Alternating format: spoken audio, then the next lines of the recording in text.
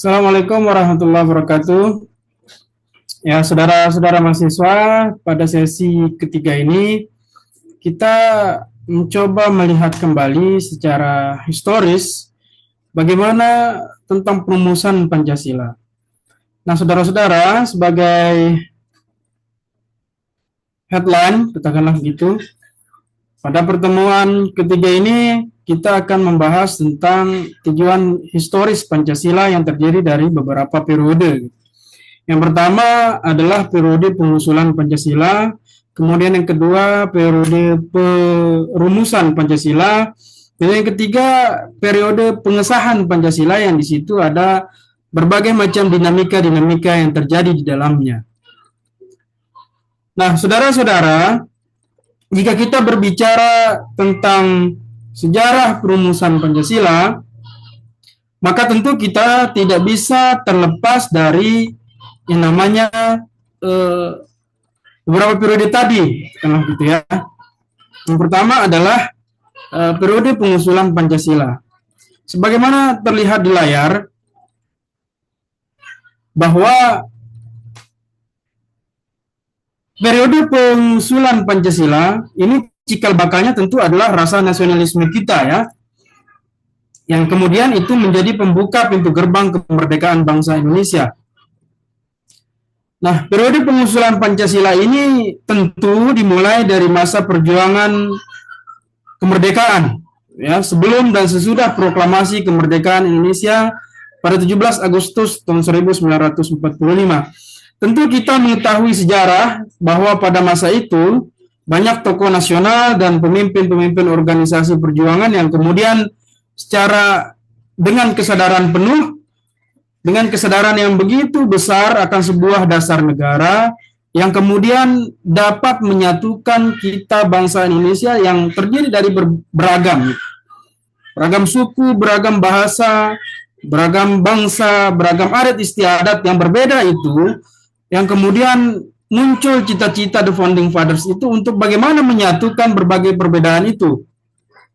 Nah, sebelum kemerdekaan Indonesia, dalam upaya untuk merumuskan dasar negara Indonesia merdeka, kemudian pada tanggal 1 Juni 1945 yang kemudian kita kenal pidatonya Presiden Soekarno yang kemudian mengemukakan sebuah gagasan mengenai dasar negara yang kemudian disebut dengan Pancasila.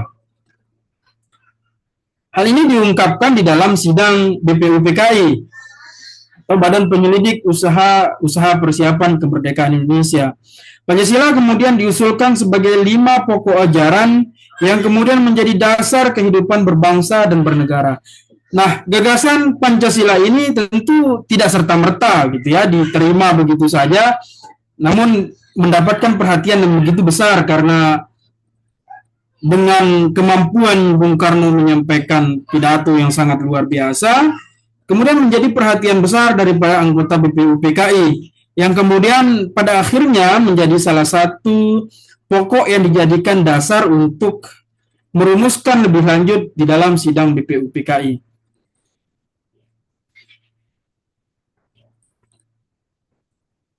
Ini yang merupakan tokoh-tokoh selain Bung Karno yang terlibat, ada Mr. Muhammad Yamin, Ki Bagus Hadikusumo, dan Mr. Supomo. Kita tidak membahas dalam hal itu ya, karena kita sudah mendapatkan tentunya dalam pelajaran-pelajaran sejarah kita. Nah, di dalam sidang BPUPKI tadi, pada tanggal 1 Juni 1945, yang menyampaikan gagasan tentang dasar negara, yaitu yang pertama adalah yang dikemukakan oleh Bung Karno ini, nasionalisme atau kebangsaan Indonesia.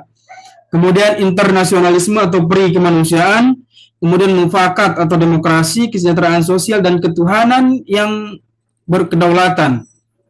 Ini ketuhanan ini dijadikan sila kelima di dalam yang dikemukakan oleh Bung Karno pada 1 Juni 1945, yang kemudian dikenal sebagai hari lahirnya Pancasila.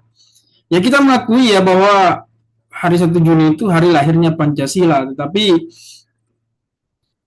masih ada proses yang lebih panjang lagi kemudian untuk merumuskan yang kemudian kita kenal dengan 5 sila dalam Pancasila yang kita kenal hingga saat ini. Nah, saudara-saudara, Adapun periode perumusan yang kedua adalah periode perumusan Pancasila. Nah, tentu pidato Bung Karno tadi tentang yang tanggal 1 Juni 1945 itu menjadi awal ya, tonggak awal kemudian merumuskan Pancasila. Ketika para anggota BPU PKI melakukan berbagai pembahasan dan kemudian terjadi perdebatan di dalam BPU PKI itu untuk merumuskan apa dasar negara yang tepat gitu. Tentu kita tahu ya, yang Islam tentu mempertahankan negara Islam. Kemudian begitu juga yang lain dengan berbagai dinamika yang ada di dalamnya. Yang kemudian perumusan ini dilakukan dalam sidang-sidang BPU PKI yang dilaksanakan pada 29 Mei hingga 1 Juni tahun 1945 tadi. Nah, selama sidang ini, Bung Karno yang dikenal sebagai Bapak Proklamator mengusulkan Pancasila dalam 5 pokok. Tadi itu. Nah, kemudian pada tanggal 10 sampai 16 Juli 1945, kemudian disetujui naskah awal pembukaan hukum dasar yang dikenal sebagai Piagam Jakarta atau Jakarta Charter, ya, merupakan naskah awal pernyataan kemerdekaan Indonesia. Nah, kemudian kalau kita telusuri pada alinea keempat pada Piagam Jakarta berisi rumusan Pancasila. Nah, yang menjadi khas di dalam Piagam Jakarta itu adalah di sila pertamanya, ketuhanan dengan kewajiban menjalankan syariat Islam bagi pemeluk-pemeluknya. Sementara sila kedua sampai kelima itu sila yang masih dipertahankan sampai sekarang.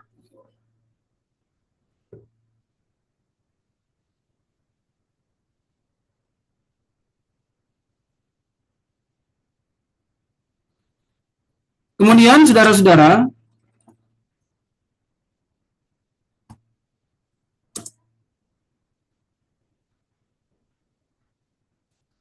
nah, kita kembali lagi kepada persoalan sejarah, gitu ya. Kita lagi tidak terlepas dengan sejarah ini.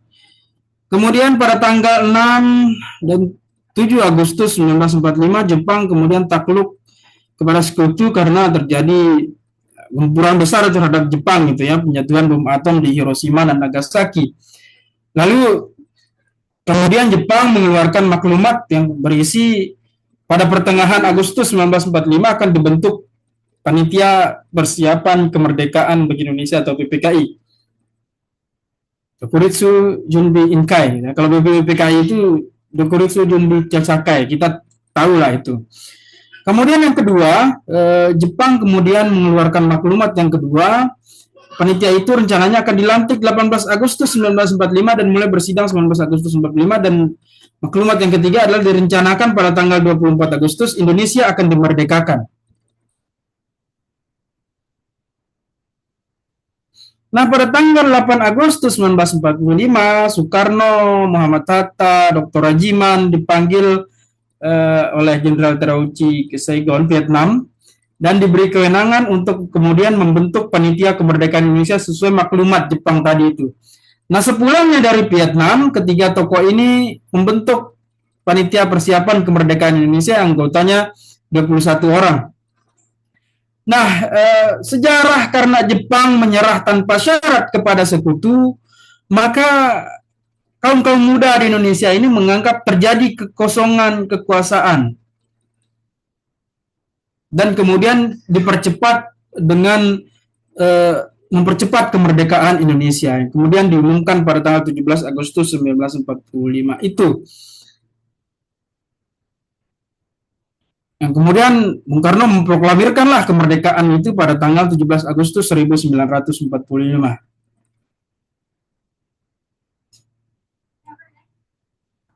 Nah, kemudian yang ketiga ada periode pengesahan Pancasila.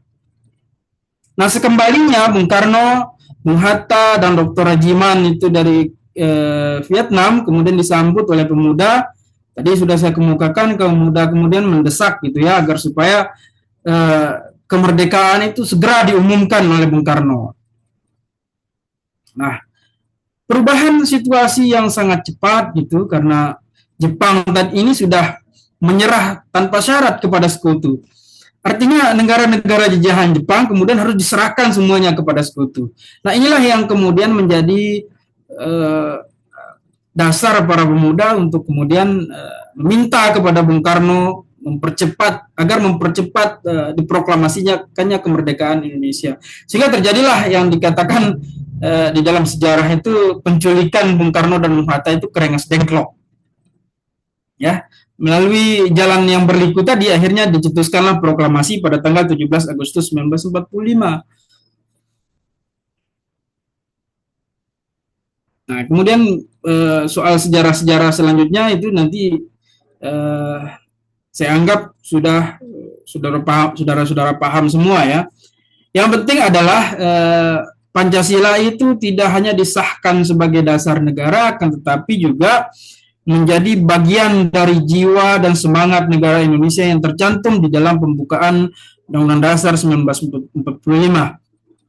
Kemudian pengesahan ini kemudian menandai berakhirnya proses perumusan dasar negara dan dimulainya implementasi Pancasila sebagai pandangan hidup bangsa Indonesia.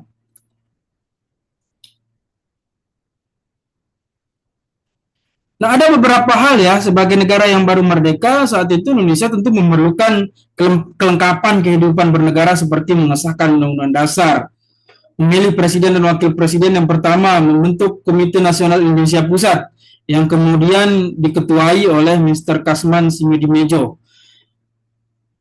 Nah, dalam pembukaan Undang-Undang Dasar 1945, rumusan Pancasila yaitu tetap sebagaimana Piagam Jakarta itu hanya dihapus beberapa kalimat saja, yaitu kalimat dengan kewajiban menjalankan syariat Islam bagi pemeluk-pemeluknya, karena ada protes dari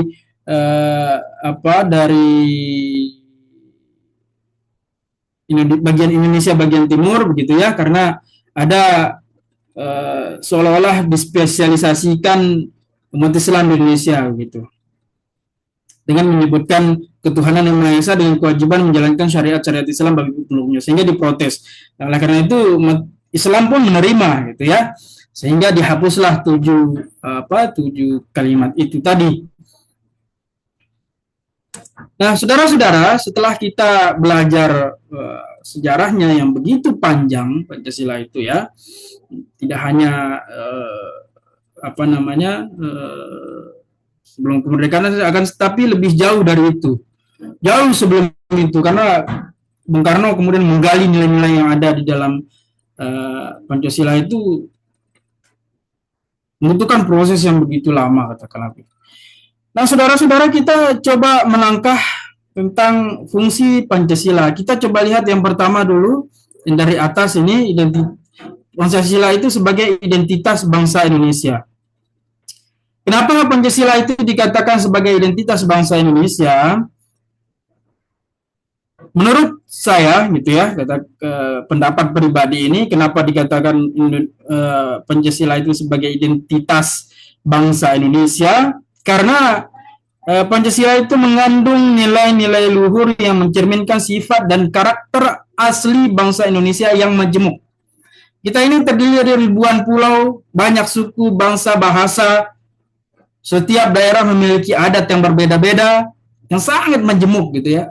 Dan Pancasila itu menjadi sebagai ibarat lem itu, sebagai perekat, mempersatukan yang majemuk itu, yang banyak itu, dalam satu nation, dalam satu identitas, yaitu Pancasila. Nah, dalam Pancasila itu terkandung unsur-unsur keberagaman yang dapat diterima oleh seluruh lapisan masyarakat Indonesia, baik di dalam aspek agama, budaya, suku, bahasa, maupun adat istiadat. Pancasila tentu menggambarkan karakter bangsa yang bersatu di dalam keberagaman. Ya, kalau saudara lihat itu ada semboyan Bhinneka Tunggal Ika. Ya, berbeda-beda namun tetap satu. Ya, itulah kebersamaan, persatuan di dalam keberagaman. Nah, inilah identitas bangsa Indonesia gitu. Dengan identitasnya yang begitu majemuk, gitu, terdiri dari suku, bangsa, bahasa, adat istiadat dan lain sebagainya, sehingga dipersatukan oleh Pancasila ini. Kemudian Pancasila juga dikatakan sebagai dasar negara. Ya, Pancasila fungsinya sebagai dasar negara Indonesia yang kemudian menjadi pedoman dan landasan di dalam penyelenggaraan kehidupan berbangsa dan negara.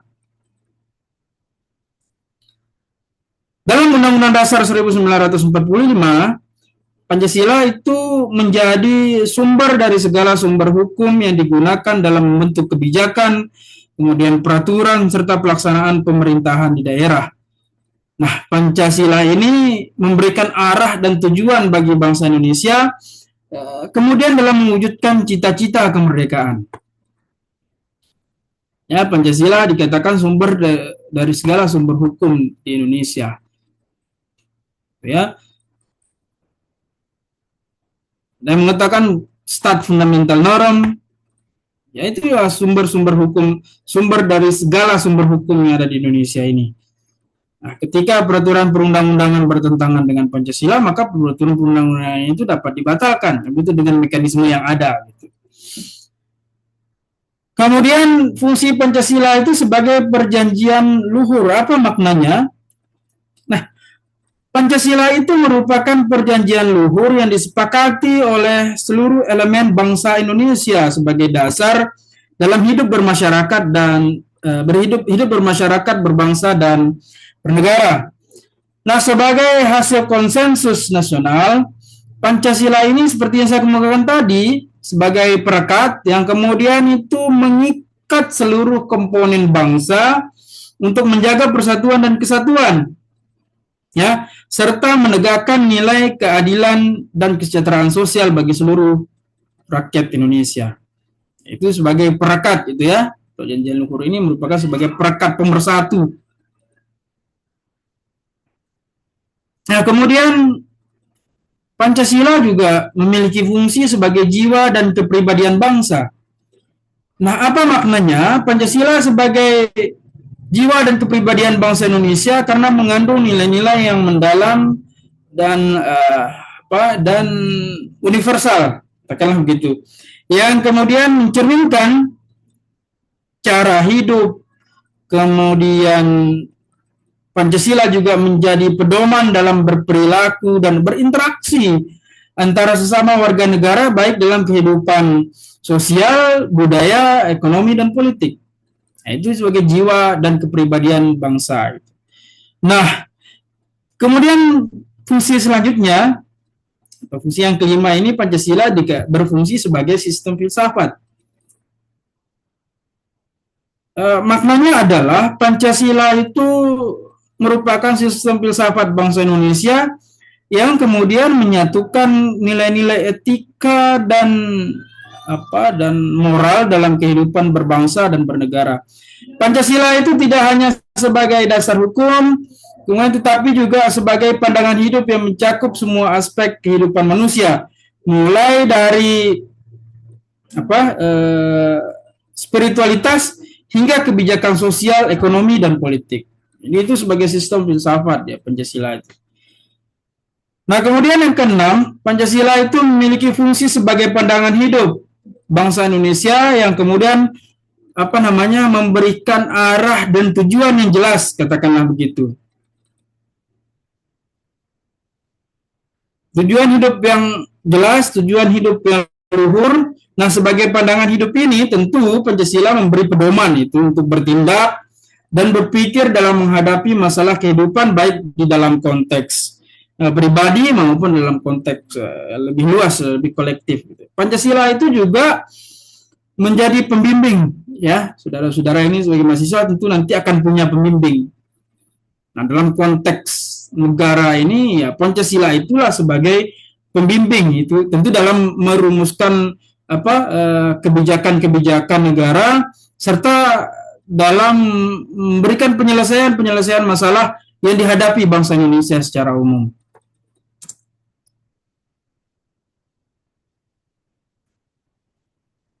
Nah, saudara-saudara, ini kita berbicara soal hubungan Pancasila dengan Proklamasi Kemerdekaan Republik Indonesia.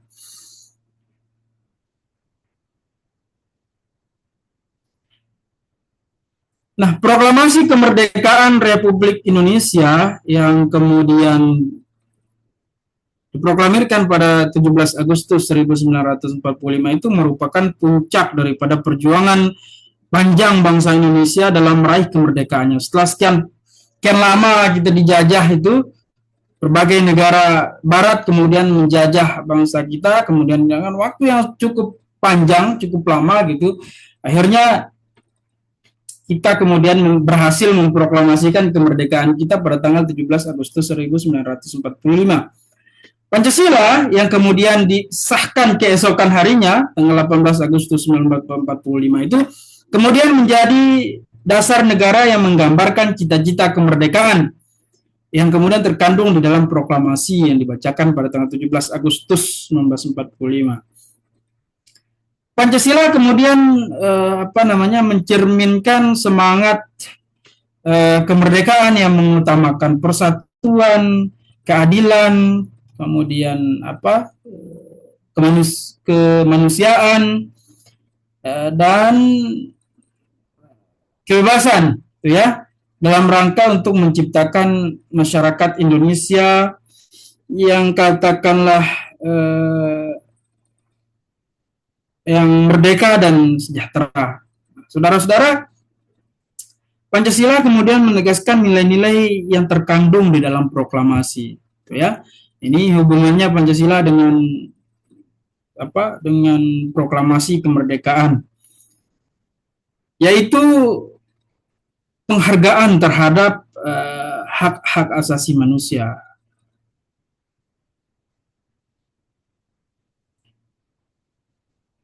Kemudian di sila kelima kita juga keadilan sosial bagi seluruh rakyat Indonesia, itu menciptakan keadilan sosial.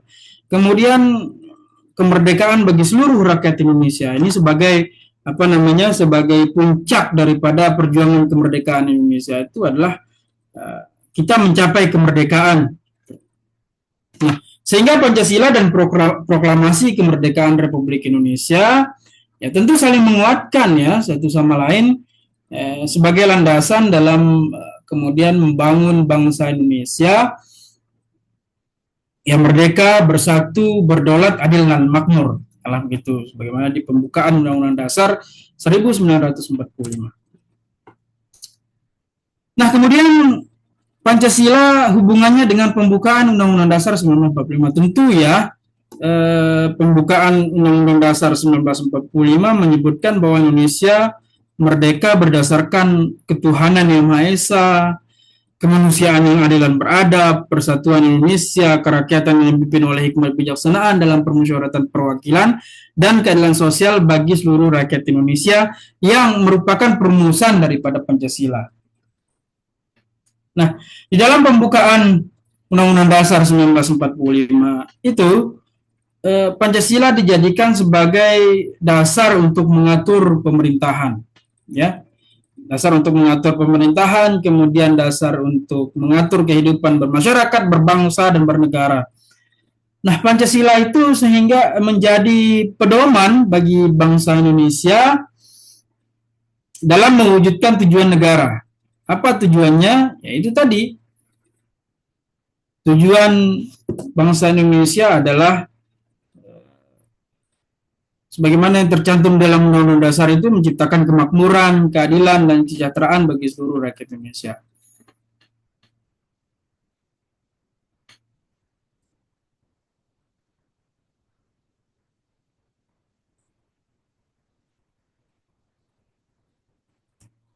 Ini ya, Pancasila merupakan asas kerohanian dari pembukaan Undang-Undang Dasar 1945 sebagai pokok kaidah negara yang fundamental.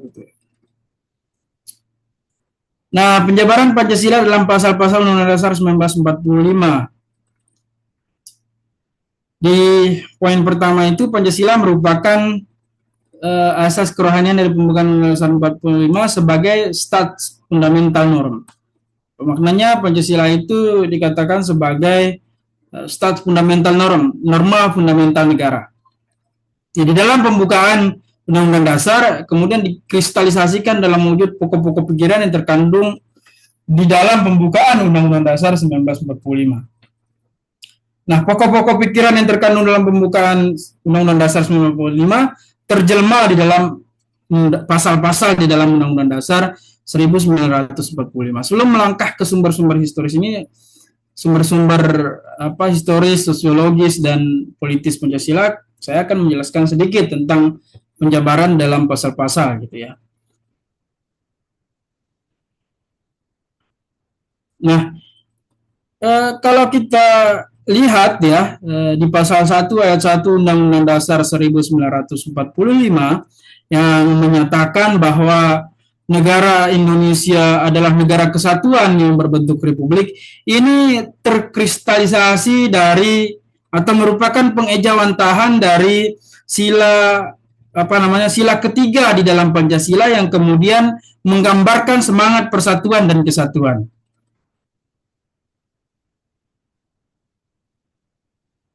Ya, sebagaimana disebutkan di dalam sila ketiga itu, Persatuan Indonesia. Ini menunjukkan bahwa negara Indonesia sebagai negara kesatuan yang berbentuk republik ini adalah pengejawantahan dari sila ketiga di dalam Pancasila.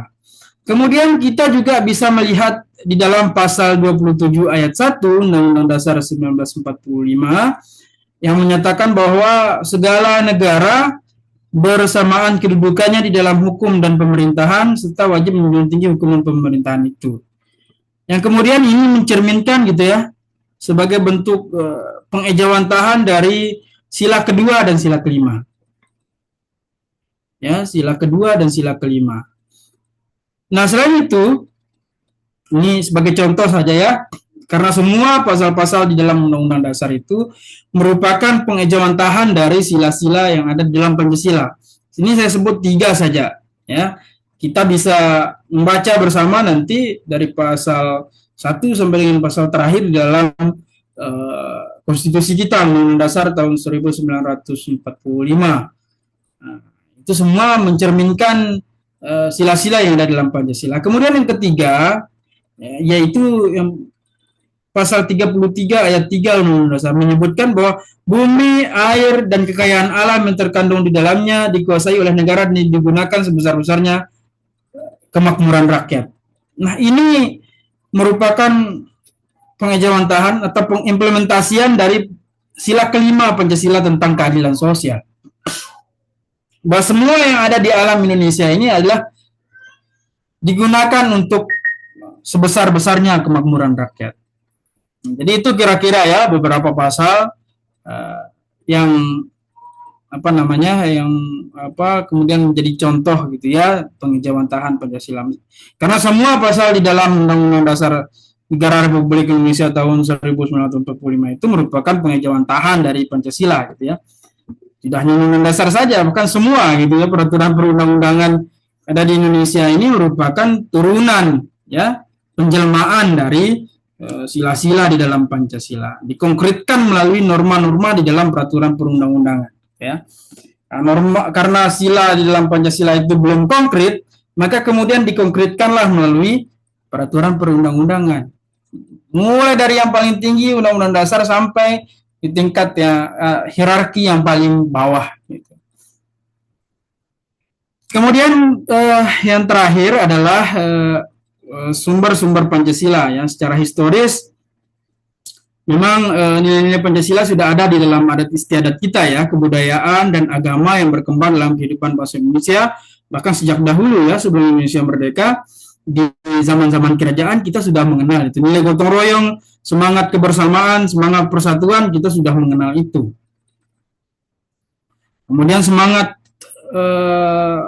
musyawarah, keadilan sosial, kemudian yang telah berkembang katakanlah begitu dari zaman dahulu dalam tradisi kebudayaan Indonesia sejak zaman-zaman kerajaan di Nusantara. Bahkan sebelum kerajaan Islam, jauh sebelum itu Hindu-Buddha pun sudah sudah berkembang itu. Jadi ini secara historis Pancasila itu sudah ada sejak dahulu.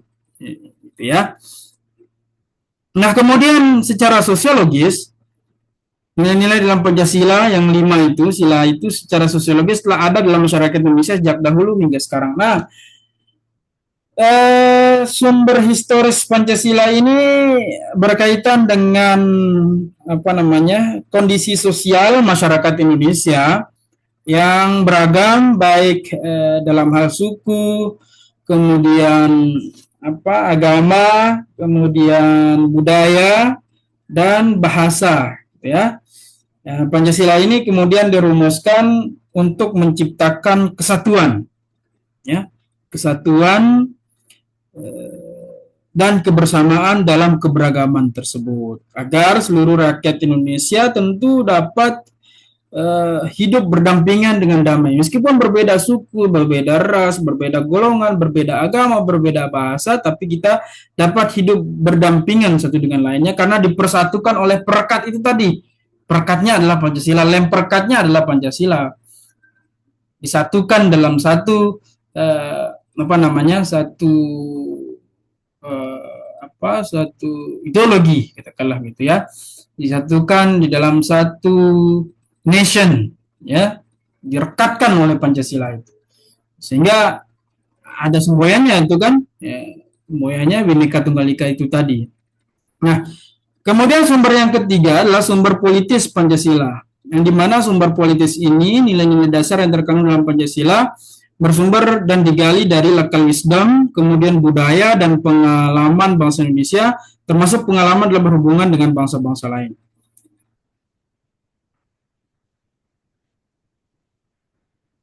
Nah, jadi sumber politis ini selain digali dari local wisdom, budaya lokal, kemudian pengalaman bangsa Indonesia secara secara historis tadi, kemudian termasuk pengalaman dalam berhubungan dengan bangsa-bangsa lain. Jadi Pancasila itu digali juga, dilihat juga apakah sama enggak budaya-budaya kita dengan budaya-budaya bangsa-bangsa lain dalam itu. Jadi Pancasila itu kemudian dapat menjadi filter apabila budaya-budaya asing kemudian masuk ke untuk mengongrong budaya kita, mengongrong Pancasila yang sudah lama kita gunakan, katakanlah gitu. Baik, saudara-saudara, saya kira cukup untuk tatap muka kita yang ketiga ini. Mudah-mudahan menjadi menjadi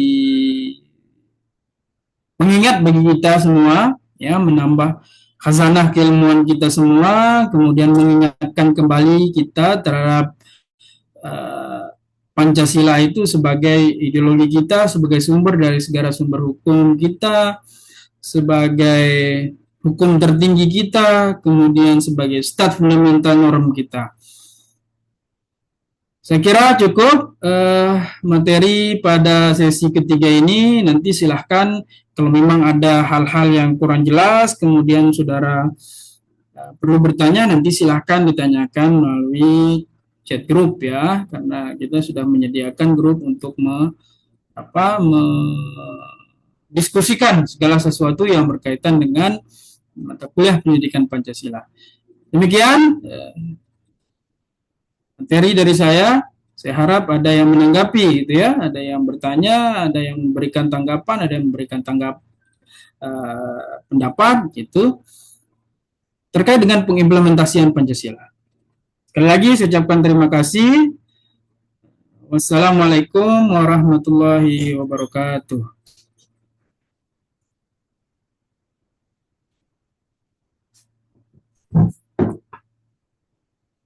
Pertama,